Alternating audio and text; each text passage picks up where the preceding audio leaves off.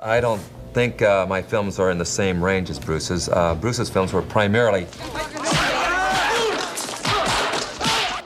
Of all the martial arts stars who have dominated our screens over the years, it's easy to agree that Chuck Norris and Bruce Lee were really the biggest. Their reputations as two of the greatest stars in the history of martial arts remain undisputed. But recently, something surprising happened. Chuck Norris has spoken up on some really interestingly shocking things about Bruce Lee. I've been very blessed with my film career. It all began with Bruce Lee. So, what did Chuck Norris have to say about Bruce after all these years? Join us as we get into the world of martial arts. Chuck Norris, a martial arts legend.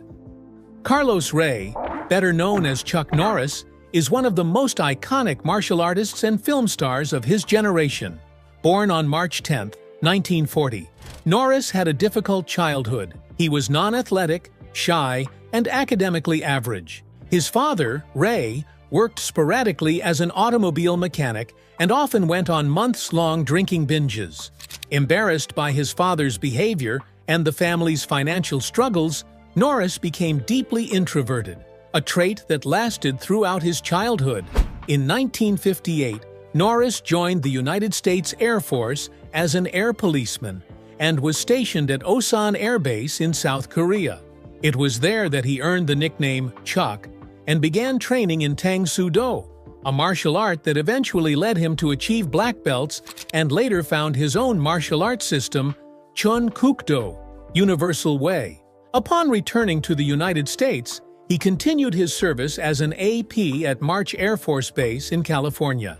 Norris was discharged from the Air Force in August 1962 with the rank of Airman First Class. After leaving the military, he applied to become a police officer in Torrance, California.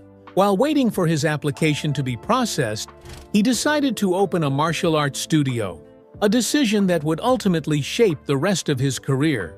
Norris began competing in martial arts tournaments, but faced challenges early on. He lost his first two competitions, dropping decisions to Joe Louis and Alan Steen, and later suffered 3 defeats to Tony Tulliners at the International Karate Championships.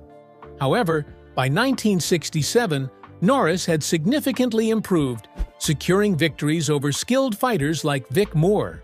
On June 3rd of that year, he won the 1967 Tournament of Karate after defeating 7 opponents, culminating in a final match against Skipper Mullins.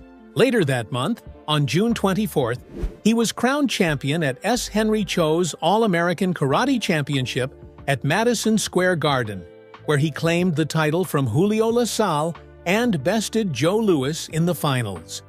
During this period, Norris balanced his competitive career with work at Northrop Corporation and the expansion of his chain of karate schools.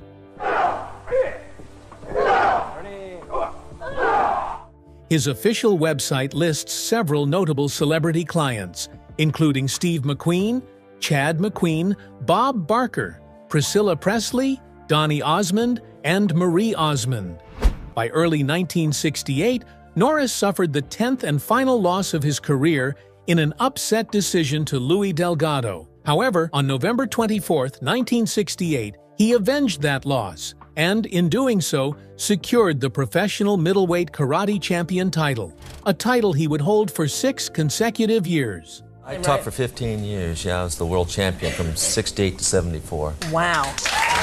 On April 1st, he successfully defended his All-American Karate Championship in a round-robin tournament at the Karate Tournament of Champions of North America.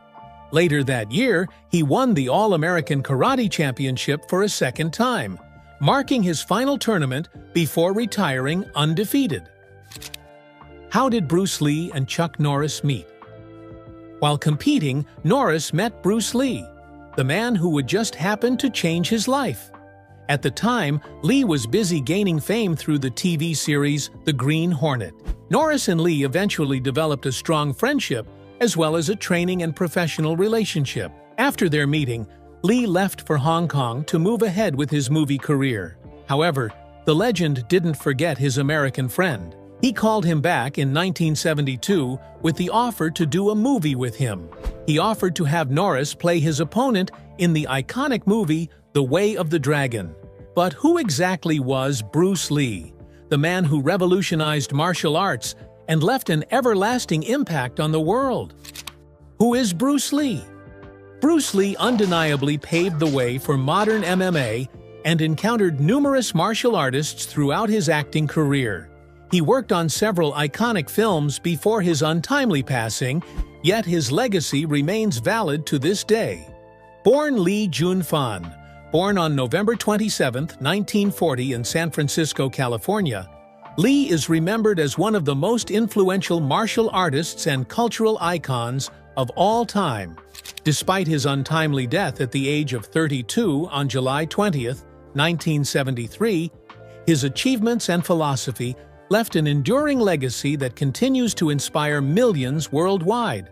Bruce Lee's journey began in Hong Kong, where his family relocated in 1941. As a child actor, he appeared in nearly 20 Chinese films, showing his natural charisma.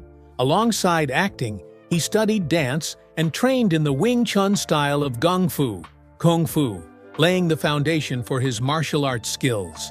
In 1959, Lee moved to America, attending the University of Washington, where he began teaching martial arts. His innovative approach combined traditional techniques with his own philosophy, eventually forming what he called Jeet Kune Do, or the way of the intercepting fist. Lee's first major foray into American media was as Kato, the acrobatic sidekick on the Green Hornet. While his role gained recognition, Hollywood offered limited opportunities for Asian actors, prompting Lee to return to Hong Kong in the early 1970s. There, he quickly became a sensation with action-packed films such as The Big Boss and The Way of the Dragon, which he wrote, directed, and starred in. The Way of the Dragon featured a now legendary fight scene between Lee and martial artist Chuck Norris. Till this day, the fight remains one of the most legendary battles ever captured on film. The Way of the Dragon fight. Of all the legendary clashes between classic kung fu and martial arts movie icons, few are as famous as the showdown between Bruce Lee and Chuck Norris. Their fight in Way of the Dragon became a cult favorite among martial arts movie fans, largely due to the immense legacies of both men. Their unforgettable duel took place in Way of the Dragon, produced by Golden Harvest. It was Lee's third martial arts film and marked Chuck Norris's first credited big-screen appearance. Despite having minimal dialogue and only appearing in the final moments of the movie, Norris received second billing, highlighting the significance of his role. In the film, Chuck Norris's character, Colt, is a fighter hired to challenge Bruce Lee's character in a high-stakes, one-on-one showdown at the Colosseum in Rome. Their nearly 10-minute fight, featuring real physical contact in several moments, is widely regarded as one of the most intense and well-executed fight scenes in martial arts cinema history. Since Norris played the antagonist, the battle ultimately ended with Bruce Lee's character emerging victorious. Chuck Norris was frequently asked in interviews about his relationship with Bruce Lee. The two first met in 1968 at a karate tournament and quickly became friends. For about 2 years, Lee and Norris trained together in Norris's backyard, working on techniques and fitness. According to Norris, while they never had an actual fight, some sparring did take place during their training sessions. Despite this, the Walker, Texas Ranger star, has been careful not to elaborate too much on what occurred during these sessions, insisting that their exchanges were never intense enough to be considered a real fight. Norris also stated that a fight between them was never something either martial artist wanted while filming Way of the Dragon. But over the years, rumors have circulated that Bruce Lee and Chuck Norris once had a secret, full-contact match in a hallway somewhere. However, based on Norris's own statements, this likely never happened. Still, the speculation refuses to die down, fueled by their on-screen battle in Way of the Dragon and the impressive skills of both fighters. Who would win if Chuck Norris and Bruce Lee got into a fist fight? Bruce Lee and Chuck Norris are the most renowned martial artists in history. Both Lee and Norris profoundly impacted the martial arts community and inspired many to pursue their passion for martial arts. Given their influence, the comparison between the two icons is perhaps inevitable, especially since they trained together at one point. This has led many to wonder, what would have happened if Bruce Lee and Chuck Norris had fought in their prime? Who would have come out on top, and why? Both men were born in 1940 and were on similar career trajectories until Lee's tragic death in 1973. Bruce Lee's legacy began with popularizing action-packed martial arts. As an individual who dared to master multiple martial arts styles, he inspired many to go beyond the confines of tradition and experiment with new methods. This pursuit led to the creation of Jeet Kune Do, a unique and powerful martial arts philosophy. Lee didn't just train his body for strength, he trained his mind and reflexes, making himself one of the fastest and most adaptable fighters of his time. Lee's first public fight took place during his teenage years in Hong Kong when he entered a Western-style boxing tournament. To prepare, he took lessons in Western boxing to refine his skills. His school held tournaments every year, and in his first year, he shocked everyone by defeating the previous champion Gary Elms in the finals. But before learning boxing, Bruce had already trained in Wing Chun Kung Fu under Wong Shun Leung and Ip Man. Wong helped Bruce adapt his Wing Chun techniques to fit boxing rules, but ultimately, it was Lee's incredible punching speed and unique strikes that threw Gary off his game. According to spectators, Elms took a beating like Rocky, refusing to stay down. The fight stretched across multiple rounds, but since Elms had been knocked down so many times, Lee had built up enough points to win by decision. Bruce Lee's victory over Gary Elms was the first and last time he participated in a competitive event. But why he never competed again remains a mystery to this very day. However, outside the ring, Lee was no stranger to real combat. Growing up in Hong Kong, he frequently got into street fights, which pushed him to begin martial arts training at 15. His Wing Chun masters worked to refine his skills for self-improvement, but Lee naturally gravitated toward real-life, no-rules combat. He was more comfortable in unpredictable, high-stakes fights than structured competitions for wins and glory. An outlook that eventually shaped the philosophy of Jeet Kune Do. Now there's Chuck Norris. After high school, Norris took a different path. He joined the Air Force and was stationed in Korea, where he began studying Tang Soo Do. When he returned to the United States, he worked for Northrop Aviation while teaching karate classes on the side. Within 2 years, he shifted to teaching full-time and eventually ran several martial arts schools. Both men were exceptional fighters, each with somewhat different approaches to martial arts. But when it comes to a battle between Bruce Lee and Chuck Norris at their peak, who would have had the upper hand? Many argue that Norris would emerge victorious since his fighting career spanned about 10 years. Though he lost his first 3 tournaments, he never lost again afterwards. By 1966, he had won the National Karate Championships and the All-Star Championship. The following year, he claimed titles as the World Middleweight Karate Champion and All-American Karate Champion. In 1968, he became the World Professional Middleweight Karate Champion, and when he retired in 1974, he did so as the undefeated professional full-contact middleweight champion. Norris is a highly skilled black belt with numerous martial arts titles to his name. He played a significant role in pioneering full-contact karate in the U.S. and later transitioned into a successful career in action films. Over the years, he has earned black belts in jiu-jitsu, judo, and karate, continuously expanding his expertise. After working with Bruce Lee on a film, Norris was inspired to develop his own action movies, which became hugely popular throughout the 1980s.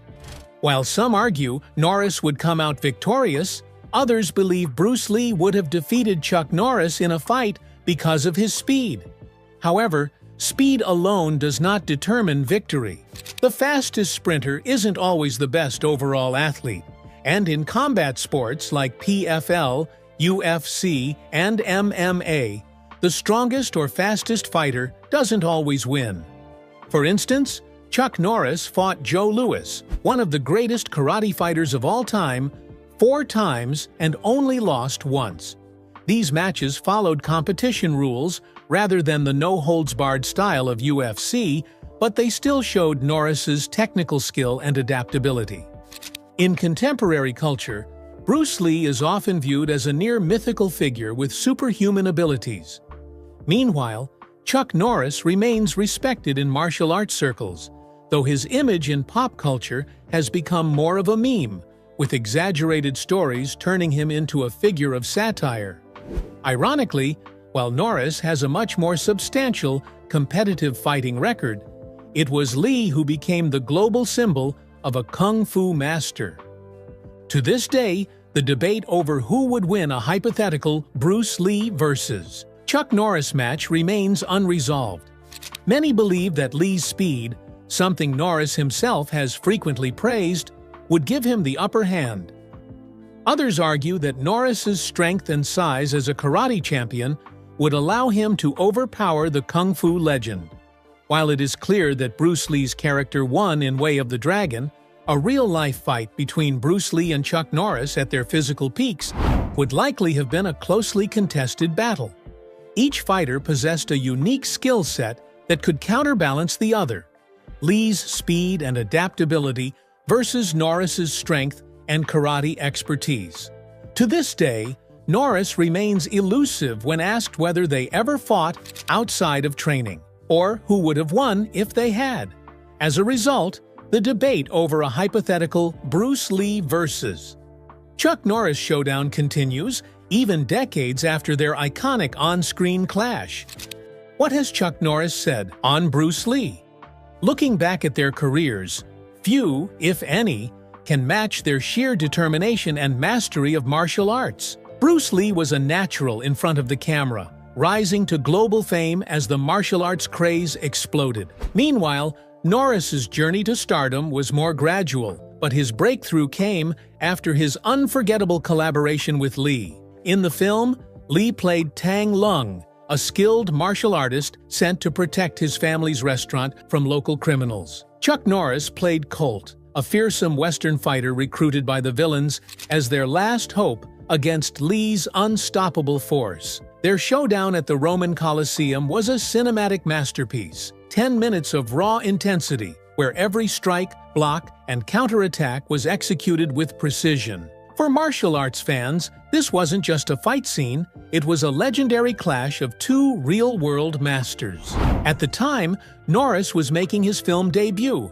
and seeing a Westerner in such a dominant martial arts role was a thrilling surprise for audiences. Though Bruce Lee's character ultimately won the fight, Norris's performance left a lasting impression. The Way of the Dragon wasn't just a hit, it was a phenomenon. At the time of its release, it became the highest-grossing film in Hong Kong's history, holding that record until another Bruce Lee film surpassed it the following year. The movie's financial success was staggering, considering its modest budget. In a rare resurfaced interview, Chuck Norris himself reflected on its impact. That movie cost $145,000 to produce, he recalled. It's grossed over $60 million worldwide. It's amazing, huh? Adjusted for inflation, that number soars past $700 million, a testament to the film's lasting influence and the sheer power of Lee and Norris's names. The fight between Lee and Norris in the Colosseum remains one of the most iconic martial arts battles ever captured on screen. There were no gimmicks, no flying chairs, no wires, no flashy effects. Just 2 real martial artists engaged in a pure test of skill, speed, and strength.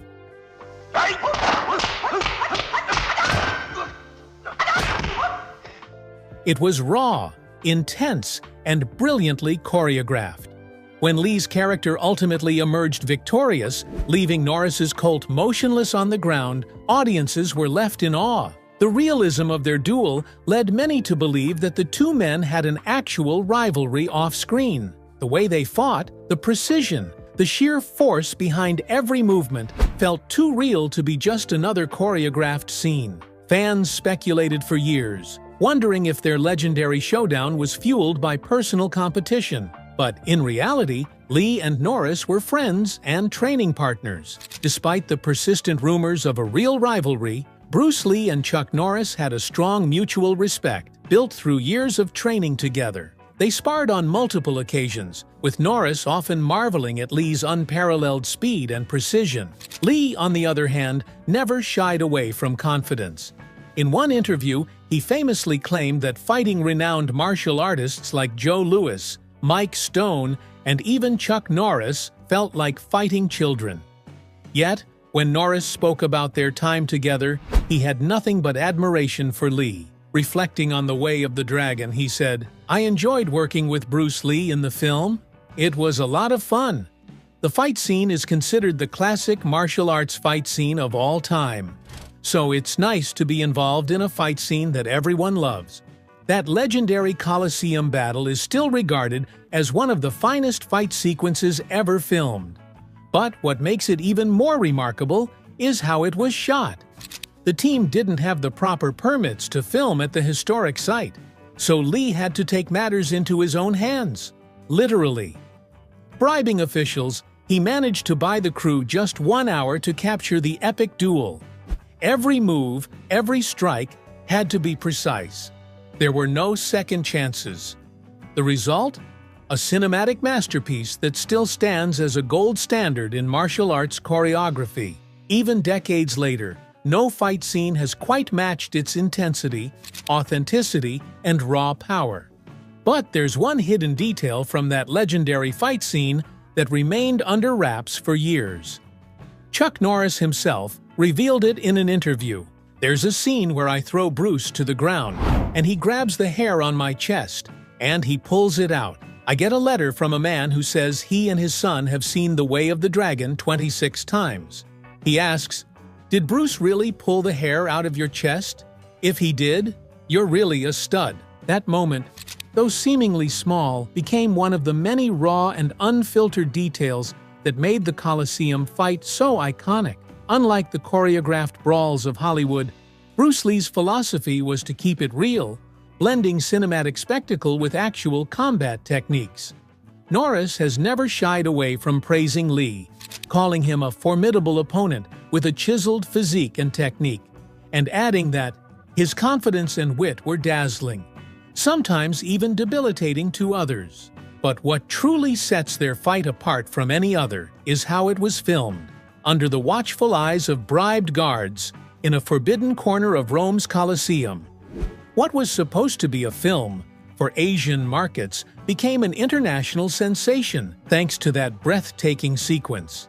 Shot in long takes, the fight let audiences absorb every move, every counter, every breath. It was pure, poetic combat, something that could only happen with two masters of their craft, pushing each other to create history, legal or otherwise. Chuck Norris's love life. Chuck Norris has led a life as intriguing off-screen as the characters he portrays on-screen. While much is known about his professional achievements, his personal life, particularly his relationships, aren't as publicized. Chuck Norris's journey with Diane Holcheck started in a quintessentially romantic fashion. High school sweethearts, their story began when Norris was just a junior. The simplicity and innocence of teenage love evolved into a lifelong commitment when Norris, clad in his Air Force uniform, married Diane in December 1958 in Torrance, California. Their wedding marked the beginning of a union that would face the inevitable highs and lows of life together. Their marriage coincided with Norris's early struggles, long before he became a household name. While stationed in South Korea with the U.S. Air Force, he discovered his passion for martial arts. My throat, I could hardly swallow. And he said, "Oh, I'm sorry, I didn't mean to do it so hard." But he Eventually earning a black belt in Tang Soo Do. Upon returning to the U.S., Norris dedicated himself to training and competing in karate tournaments, slowly carving a path towards success. As his martial arts career flourished, so did his family life. Chuck and Diane had 2 sons, Mike and Eric, who grew up watching their father rise from a disciplined martial artist to an international action star. Despite the growing demands of Norris's career, ranging from opening karate schools to training celebrities and eventually transitioning into Hollywood, the couple remained steadfast through the years. However, fame often brings its own challenges. As Norris's stardom skyrocketed with films like Way of the Dragon and The Octagon, as well as his legendary run in Walker, Texas Ranger, the pressures of Hollywood took a toll on their marriage. After 30 years together, Chuck Norris and Diane Holchek divorced in 1988. Though the separation marked the end of a long chapter in Norris's personal life, their time together had shaped much of his early journey. Despite the end of their marriage, Norris has always expressed deep respect for Diane and the family they built. His personal life continued with a new chapter when he married Gina O'Kelly in 1998, and the couple later welcomed twins. Gina O'Kelly entered Chuck Norris's life as a breath of fresh air, bringing with her a new perspective and love. Unlike the youthful romance that characterized his first marriage, Norris's relationship with O'Kelly was that of maturity, mutual respect, and shared values.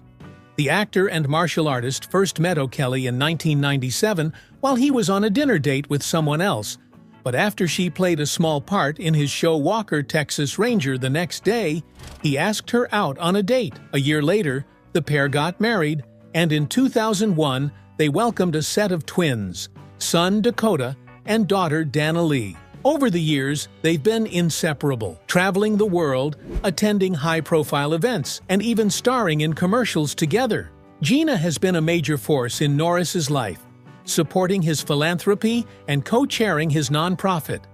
In 2021, he took to Facebook to sing her praises, calling her a wonderful wife and mother, and an amazing business owner with incredible multitasking skills. Beyond their personal life, Gina has made her own mark in the entertainment industry.